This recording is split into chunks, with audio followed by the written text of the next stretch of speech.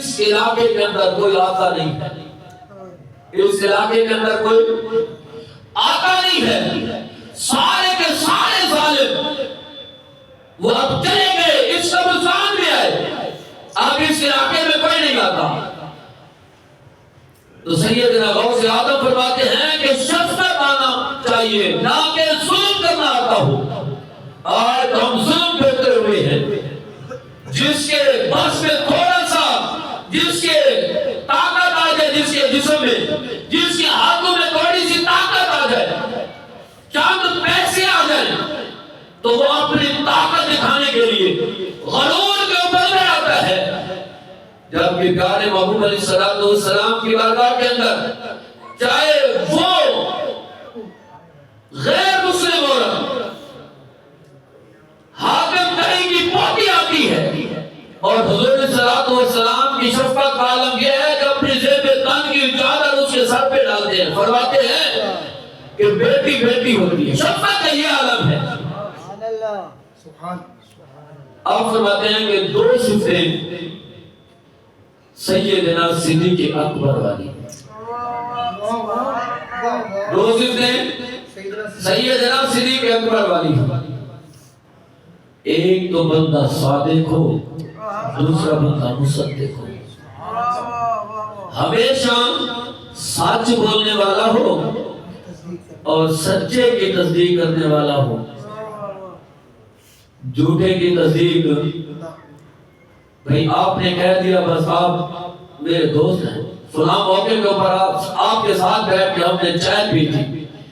آج مجھ سے آپ قسم اٹھوا لیں تو ہم یار ہیں، ہمارا تو یہ کردار بن گیا، ہمارے اسلاف کا، ہمارے بزرگوں کا طریقہ کار یہ تھا کہ انہوں نے ساری زندگی نہ جھوٹ بولا نہ جھوٹے کی تصدیق کی۔ جب وہ سارے کافر جان کے آ گئے، یہ بتائیں کہ اگر کوئی بندہ کہے کہ میں ایک رات میں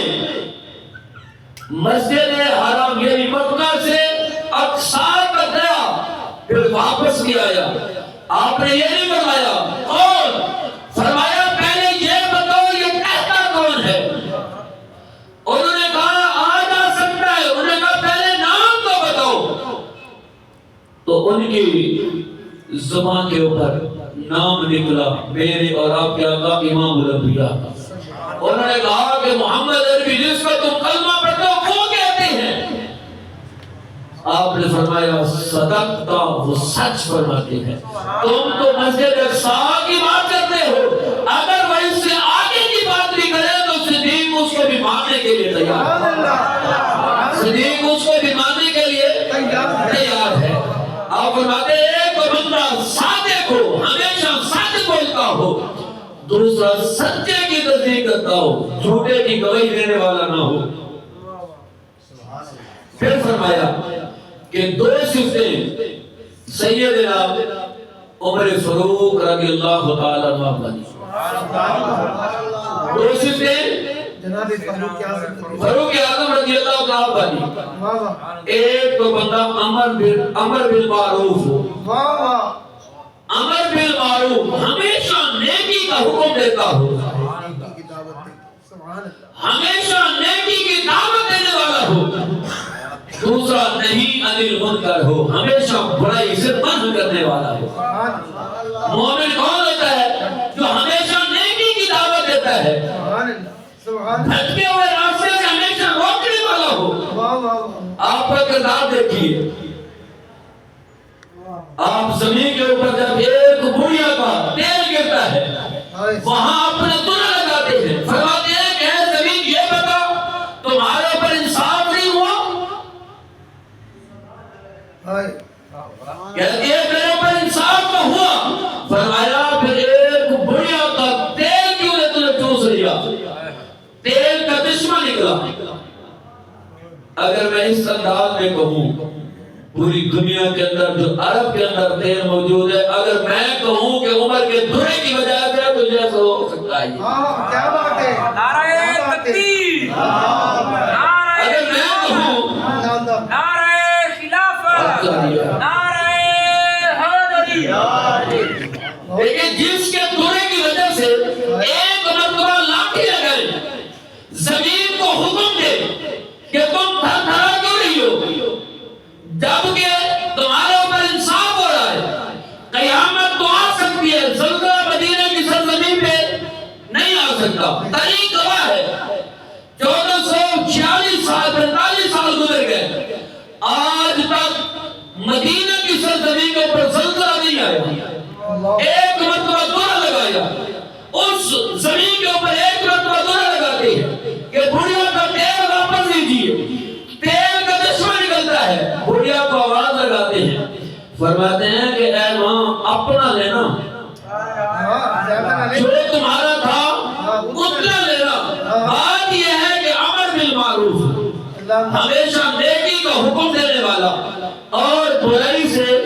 منع فرمانے والا ہو تو وہ مومن ہے اگر تو ہمارے اندر یہ صفتیں پائی جاتی ہیں پھر ہمیں اپنے رب کا شکر ادا کرنا چاہیے کہ ہم غوث اعظم کی 11ویں صرف نہیں کھاتے بلکہ کردار کے اندر بھی مومن ہے ان کی تعلیمات کی نظر میں بھی ہم مومن ہیں اگر کردار نہیں ہے یہ صفتیں نہیں ہیں تو پھر ہمیں سوچنا ہوگا کہ ہم آج کس راستے پہ چل رہے ہیں آپ فرماتے ہیں کہ 2 صفتیں سیدنا عثمان غنی رضی اللہ عنہ سبحان اللہ 2 صفتیں سیدنا عثمان ذو النورین والی حضرت عثمان ذو النورین رضی اللہ عنہ ایک بندہ سخی ہو دوسرا قیام اللیل اللہ سبحان اللہ تاریخ گواہ ہے 4 ایسے شخص ہیں جن کی زندگی کا یہ معمول رہتا تھا کہ وہ ساری رات کھڑے ہو کر پورے قرآن کی ایک رات میں تلاوت فرماتے ان میں سر بڑے حضرت عثمان غنی کی ذات ایک طرف سبحان اللہ سبحان اللہ دوسرے نمبر پہ سیدہ طیبہ طاہرہ حضرت سیدہ فاطمہ الزہرا سلام اللہ علیہا کے بارے میں ہے اور تیسرا حضرت سیدنا غوث اعظم کے بارے میں سبحان اللہ اور چوتھا امام اعظم ابو حنیفہ کے بارے میں ہے کہ وہ ساری رات کھڑے ہو کر قرآن کی تلاوت کرتے ہیں سبحان اللہ سبحان اللہ سبحان اللہ بہت خوب تو مومن کون ہے جو سخی ہو سبحان آنے والوں کو یہ نہ کہے کہ بابا معاف کر دے اپنی ایک شخص آیا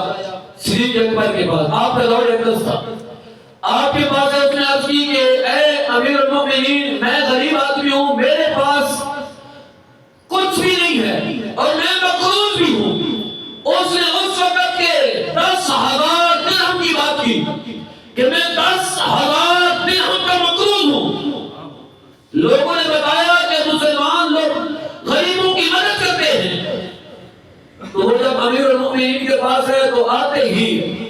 امیر المؤمنین سیدنا صدیق اکبر نے فرمایا کہ آپ عثمان کے پاس چلے جاؤ اور ان کو جا کے میرا سلام دینا اور ساتھ کہنا میں مقروض ہوں بس اتنا کہہ دینا ساتھ کہنا کہ میں مقروض ہوں آپ دروازے پہ پہنچے تو حضرت سیدنا عثمان غنی رضی اللہ عنہ آپ اپنے بچوں کو کہہ رہے تھے کہ بچے یہ کھانا زیادہ بنا لیا ایک وقت ایک کھانا بنایا کرو 2 کھانے بنا لیتے ہو وہ حیران رہ گیا کہ جو اپنی اولاد کو ڈانٹ رہا ہے وہ مجھے کیا دے گا وہ مجھے کیا دے گا تو سیدنا صدیق اکبر نے فرمایا ان کو جا کے سلام دینا آپ نے جیسے ہی جا کے اس کو سلام دیا سیدنا عثمان غنی رضی اللہ عنہ آپ نے 10,000 کی تھیلی ایک عنایت فرمائی پھر ایک اور تھیلی عنایت فرمائی 7 اونٹ بھی دیا فرمایا کہ آپ لے جاؤ وہ فرماتا ہے کہ جب میں نے آ کے گھر گفتی کی سواری کا جانور بھی تھا 10,000 کی تھیلی ایک ہی جو مقروض تھا 10,000 کی اضافی تھیلی ملی تو یہ صرف کیا ہے وہ عثمان جس کے بارے میں میرے اور آپ کے آقا امام الانبیاء فرماتے ہیں کہ اس نے اتنی سخاوت کی اپنی گود میں غزوہ تبوک کے موقع کے اوپر وہ دن وہ دینار اپنی گود میں پیارے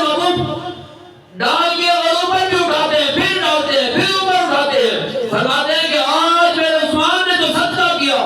اللہ رب العزت آج بھی راضی ہے، کل قیامت کے دن بھی عثمان پہ راضی ہوگا۔ نعرہ تکبیر، نعرہ رسالت، عظمت و شان مصطفیٰ، زندہ باد، عظمت و شان صحابہ، زندہ باد۔